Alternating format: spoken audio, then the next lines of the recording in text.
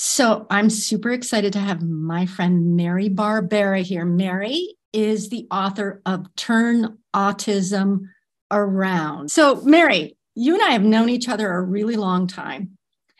And we had the opportunity to work together on the synopsis of your book. And I want to talk about, some of the interesting things about your synopsis in general. But probably the first question my audience has is, why would anybody need to write a synopsis? You've written a nonfiction book, and we'll talk about what your book is about because it's really important. But why did you have to write a book synopsis? So thanks for having me today. Yeah, as you said, we've been friends for a long time, since about 2016. So I'm in the autism world. I've been in the autism world since 1999, first as a confused, overwhelmed parent, then as a behavior analyst. And then I decided to write a book. In 2006, I wrote it. In 2007, it was published by a niche publisher, a traditional publisher, but a niche publisher. This book's called The Verbal Behavior Approach: How to Teach Children with Autism and Related Disorders. So that was my book. I didn't think it was going to be a big deal. Most books sell, 1,000 copies in their whole lifetime. My book has sold probably 100,000 copies. It's in 17 languages. I traveled around the world. It put me on the map. I went on to earn a PhD. And now I sell online courses to help parents and professionals help kids with autism and toddlers showing signs. But when I decided to write another book, which is Turn Autism Around, which came out through Hay House in 2021, I didn't really know about a book synopsis. I actually came to you as a friend, and knowing that you are a very good writer and ghost doctor, book editor, and all the roles, and a publisher. And I basically was like, okay, I've decided I'm going to write a second book. Kind of let me pick your brain and see, where should I start? I mean, I had a book proposal for my first book. I had a journalist that helped me write my first book. I didn't get an agent for my first book. And like I said, I had a traditional, I didn't get an advance with my first book. And so I said, if I'm going to write a second book, I want it to be huge. I want it to be as big as possible. I want to get a really big publisher, if at all possible. I want to get an advance. I want to get PR. I want to do it. If I'm going to do it, I want to do it right. And the first thing you said was, that's great. And the first thing you need is a book synopsis to help you. It's basically a page or two to really get your ideas fleshed out. What the book's about, why you, why now, how is it different than your first book? What is the demand for it? Just really the nuts and bolts that you could take and give it to an acquisitions editor, whether it's a big publisher, a small publisher, or whether you could give it to an agent if you wanted to get an agent. I was very set on the fact that I wanted an agent. I wanted this book to be as big as possible. So we started with the synopsis. Yeah, I want to talk about that synopsis too, because I look at a lot of synopses, I think is the plural of it. I should probably know that, right, as an editor.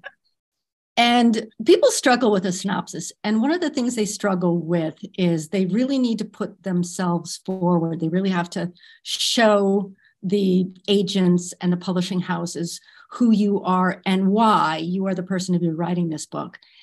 And you come to the table with all the credentials that experts wish they had, right? You've got the PhD in behavior sciences. You've got the nursing degree. You've got the alphabet soup behind your name, and you've got the previous publication, and you had a pretty big platform of people who are following you and whatnot. So you're the golden child. You're the person that agents want to work with because you've already developed that platform and that audience.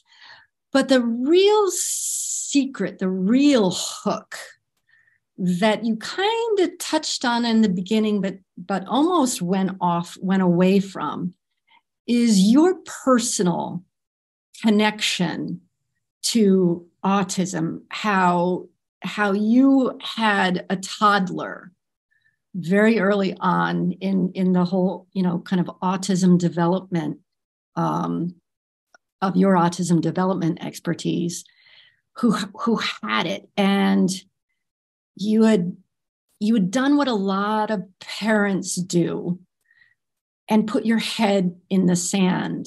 And what's really compelling about your story is there's a very strong feeling that if you had known differently, if you'd been an expert at that time, you probably could have saved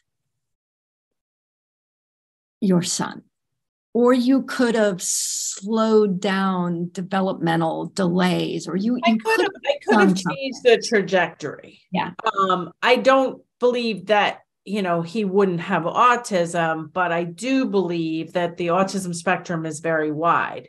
And many of my clients have gone on to go to college, drive, that's how long I've been in this. And I always say that if I had the knowledge in here that I have in the Turn Autism Around book, that I believe Lucas's life and my life would be really different. And it's not just Lucas, it's all the clients, all the course participants who have told me their stories and told me how they were, I changed their life. Their child went from 2 words to 500 words in 30 days with just my course. Even to me, that's kind of remarkable and hard to believe almost.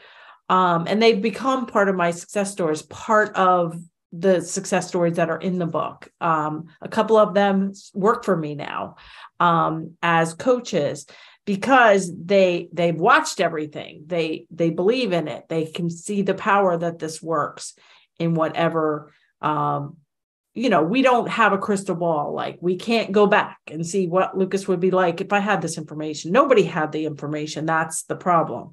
And we can't go forward. So, my whole thing is I was in denial for more than a year after my husband, who's a physician, first mentioned the possibility of autism. I told him it wasn't autism. I never want to hear the word again. I went into a deep state of denial.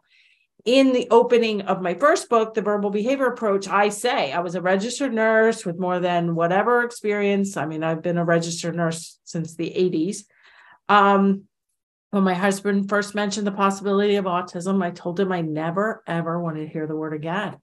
And I went into a deep state of denial. And so now, back then, the autism rate was 1 in 500. Now it's more than 1 in 50. So the numbers have gotten much worse. The waiting lists for evaluations and treatment have gotten much worse. A few things have improved, but it really is a struggle, and the autism spectrum is very wide. So that right there, those numbers really speak in a synopsis. Yeah. And they were in the synopsis because as to why this book matters right now. And when you and I were talking about it, we're an editor is always listening for the hook. An agent and a publishing house are always looking for the hook. And you had a really bold hook.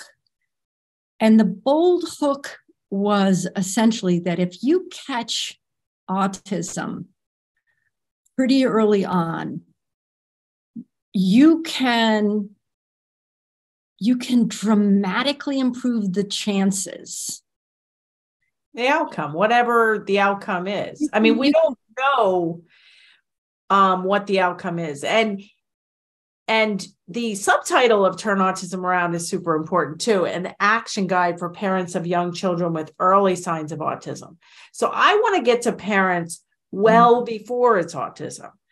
And that's where I'll just add to what you said. If you catch autism early enough, if you catch speech delays, developmental delays, social differences early on, you can oftentimes change the trajectory.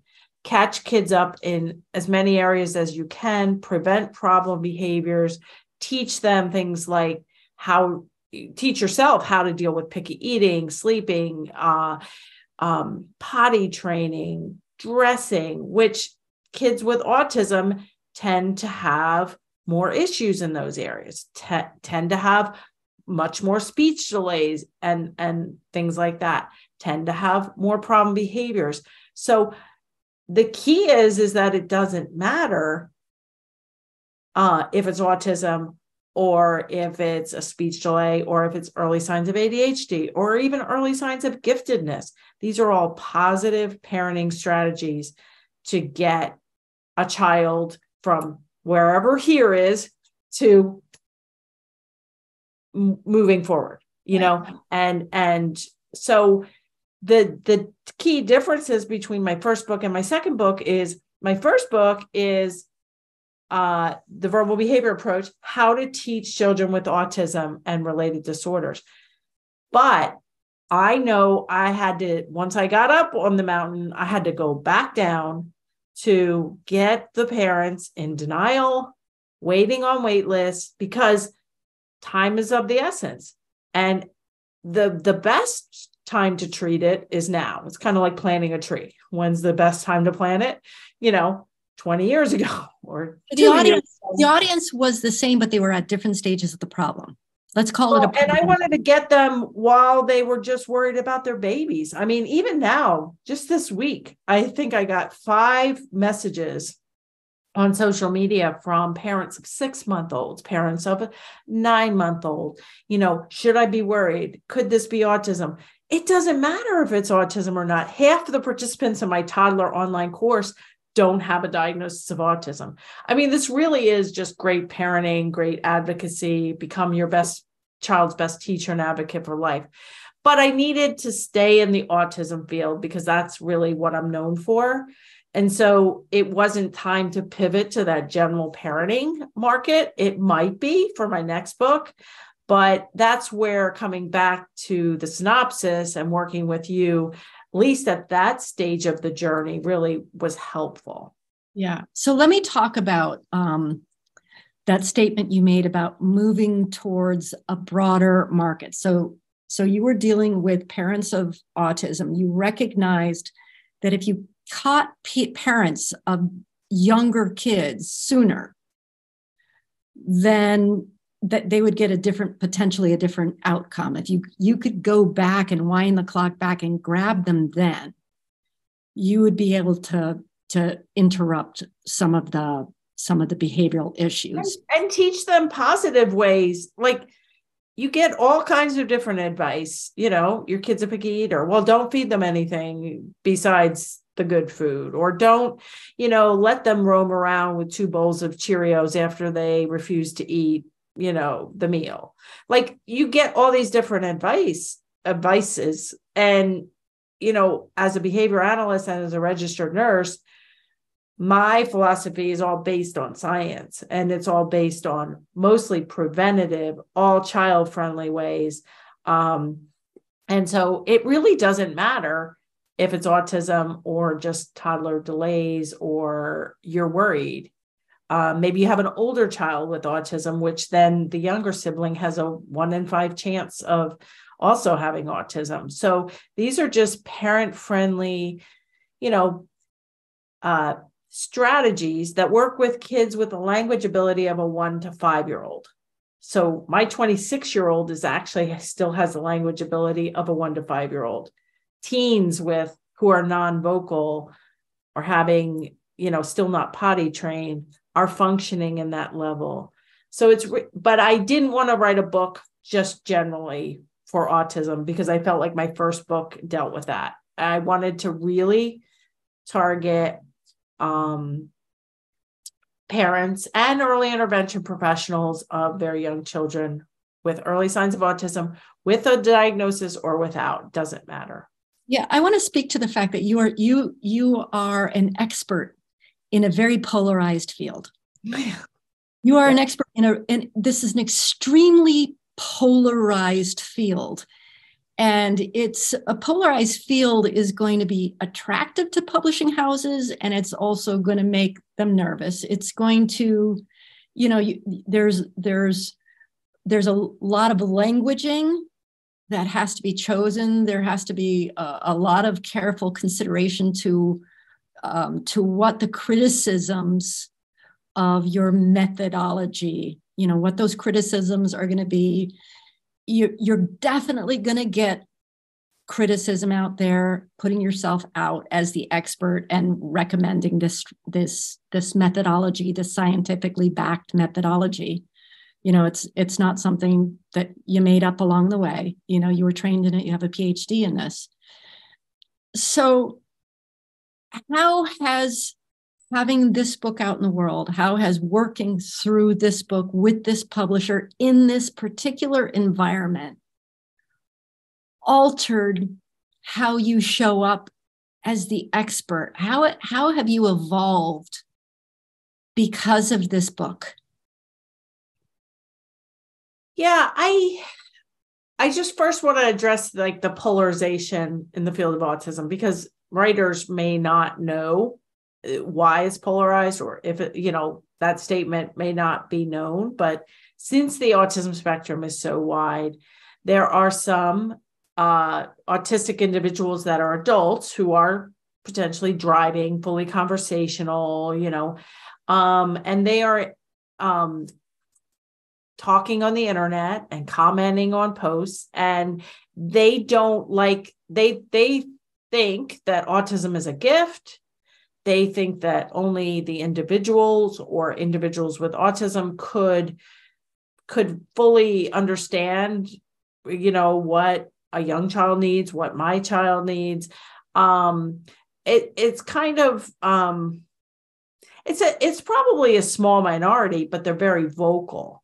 And so when media and publishers or TV shows want to feature autism, they tend to only do it in April for Autism Awareness Month.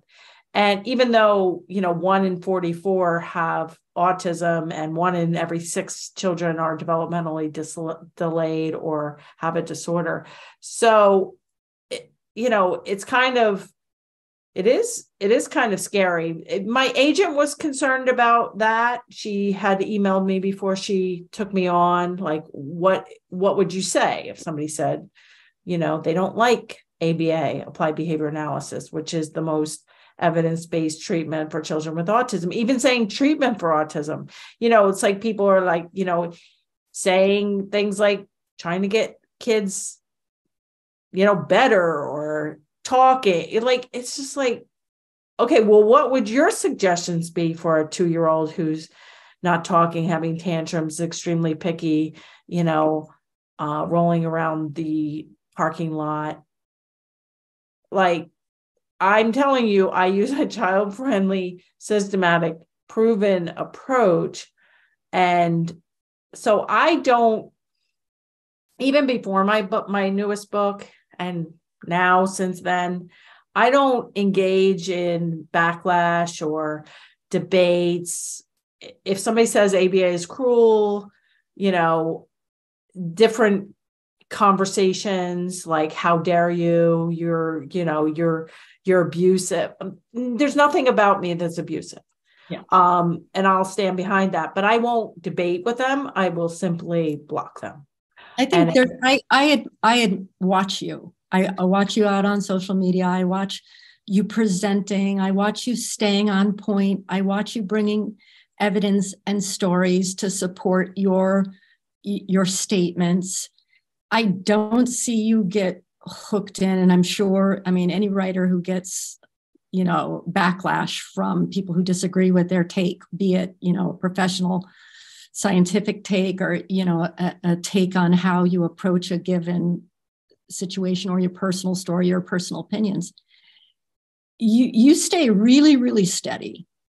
And, the advice of not to engage with that is excellent advice. And I really love having you speak to that, because you really are in that really hot, it's a cauldron of people who have very strong feelings about that, particularly right now. And I admire how you make your statement, the statements that are in your book. You stay on point. You've written about this. You've spoken about it on podcasts. You've got case studies that support your approach, and you constantly are using that information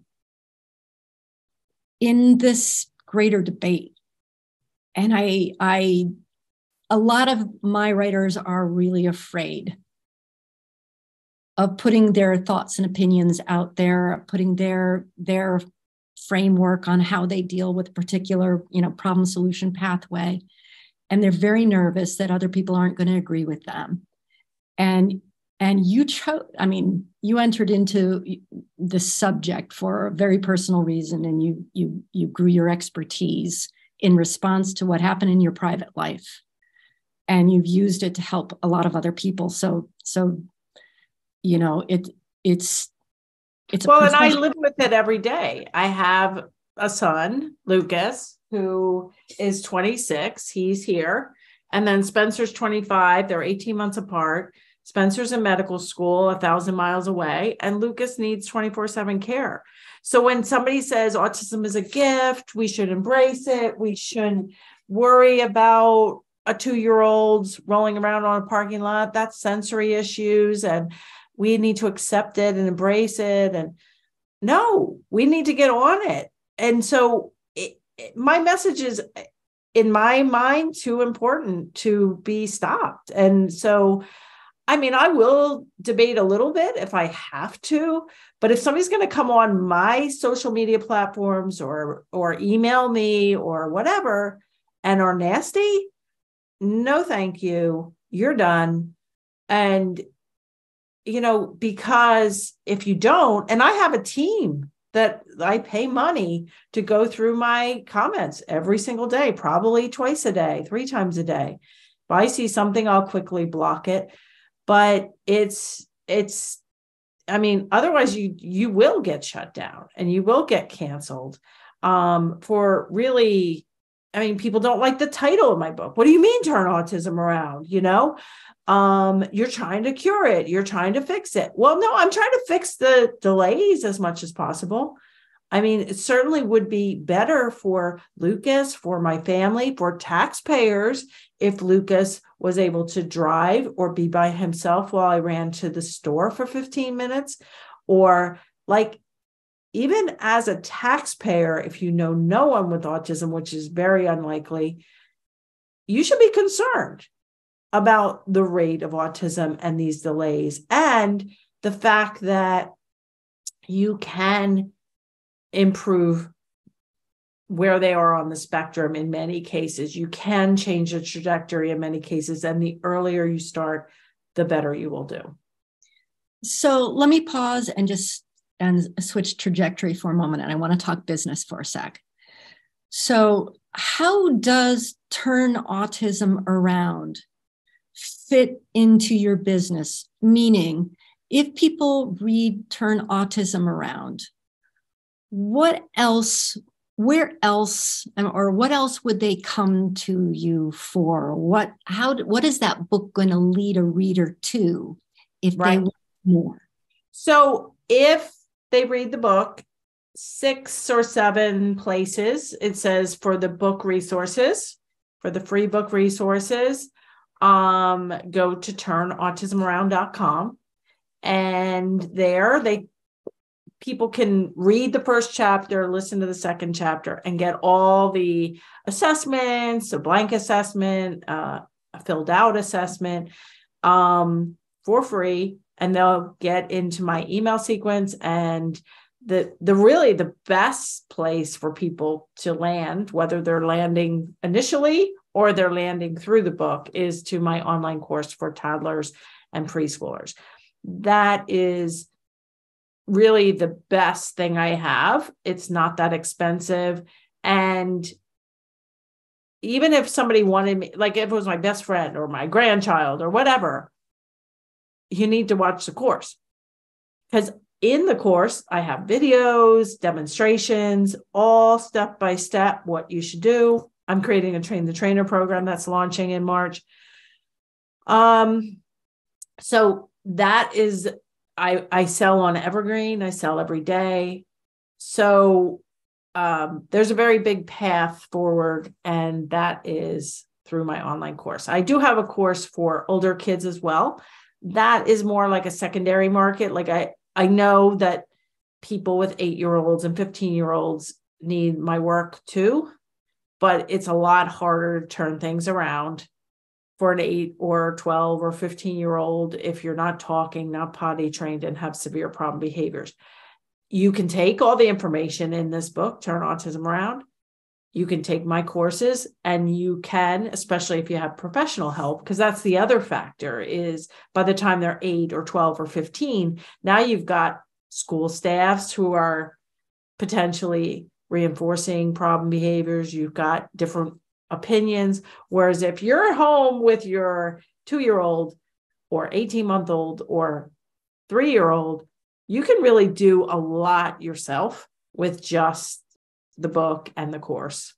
And people in my course that don't read the book, I'm like, get the book. Which is better, the book or the course? Actually, both are good. The book is a handbook, and the course will show you videos, step-by-step instructions, and provide a community of support where when you get in trouble, when they are flopping on the ground or, biting their brother, you're going to be able to come to us, and we're going to be able to direct you to the right resources to hopefully get that problem behavior near zero.